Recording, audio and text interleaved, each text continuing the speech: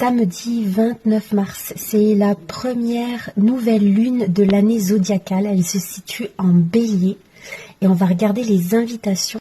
Donc il y a l'énergie du printemps, l'éclosion, l'élan vital qui remonte au niveau des planètes.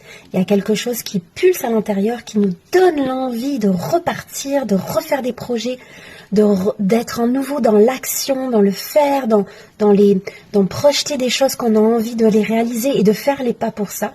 Donc il y a aussi, avec cette surchauffe d'énergie d'un coup qui remonte comme ça, il y a aussi une énergie d'émotions très très très instables qui peuvent remonter, une hypersensibilité, une réactivité.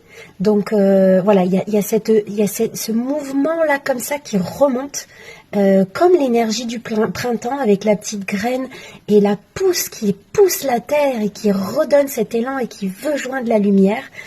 Mais il y a aussi avec ça aussi, au niveau des planètes, une énergie très nébuleuse qui vient avec cette énergie-là de pulsion.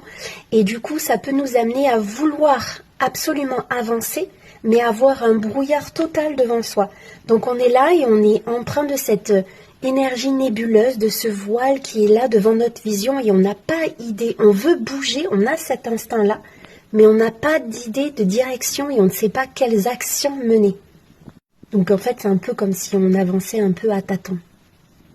Cette nouvelle lune, elle peut aussi nous amener, nous replonger dans une mémoire, dans un souvenir, dans quelque chose de notre enfance qui a été bloqué, qui n'a pas été mis en lumière, un souvenir ou un trauma qui n'a pas été très agréable et qui est en lien de ne pas être assez, de ne pas en faire assez, de ne pas être assez.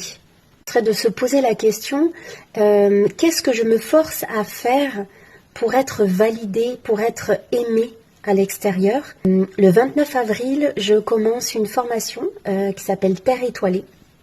Une formation qui va être sur l'initiation de votre carte du ciel, donc l'initiation à l'astrologie pour vraiment décrypter votre carte du ciel et en même temps associer la médecine des fleurs pour vous aider à trouver un équilibre tout au long de votre cheminement.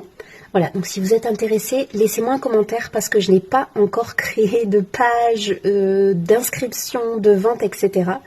Voilà, si vous avez aimé, likez ou laissez un commentaire ou partagez si ça peut aider quelqu'un. Et je vous fais des gros bisous. Mouah.